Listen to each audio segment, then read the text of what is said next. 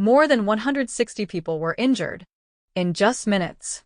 On a quiet Saturday evening, sirens suddenly tore through the air in southern Israel. People ran for cover. Doors slammed. Panic spread. And then, the missiles hit. Two towns, Arad and Dimona, were struck by Iranian ballistic missiles. Buildings were ripped apart. Streets turned into chaos. In Arad alone, dozens were wounded. In Dimona, the damage was just as severe. But what made this attack even more alarming was where it happened. Just 13 kilometers away sits one of Israel's most sensitive nuclear research facilities.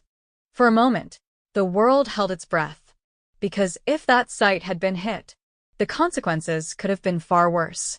So far, international officials say there are no signs of damage to the facility. But the fear remains. The explosions were described as terrifying. A deep, thunder-like blast echoed through the towns, followed by silence, and then screams. Entire sections of apartment buildings were torn open. Walls collapsed. Glass shattered across rooms. A massive crater marked the point of impact. Emergency responders rushed to the scene. But what they found was devastating. Among the injured were children. One paramedic recalled trying to calm a young girl, her face covered in blood from broken glass. She refused to move. Not because she wasn't hurt, but because her parents were still trapped inside.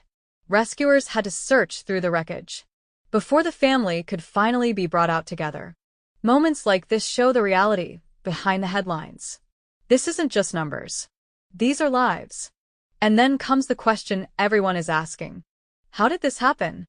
Israel's air defense system is considered one of the most advanced in the world. Yet somehow, some of these missiles got through. Interceptors were launched. But in critical moments, they failed to stop the incoming threats. At least 2 missiles struck directly, each carrying warheads weighing hundreds of kilograms. Now, urgent investigations are underway. What went wrong? And could it happen again? This attack is part of something bigger. Iran says the strikes were a response to earlier attacks on its nuclear facility in Natanz, a cycle of retaliation that continues to escalate. Since late February, hundreds of missiles have been launched. Most were intercepted, but not all. And as long as even a few get through, the damage is real. For the people living in these towns, this is no longer just a distant conflict. It's happening at their doorstep. Homes destroyed, families shaken, children injured, and the threat still hanging in the air. Because if missiles can land this close to a nuclear site, what happens next?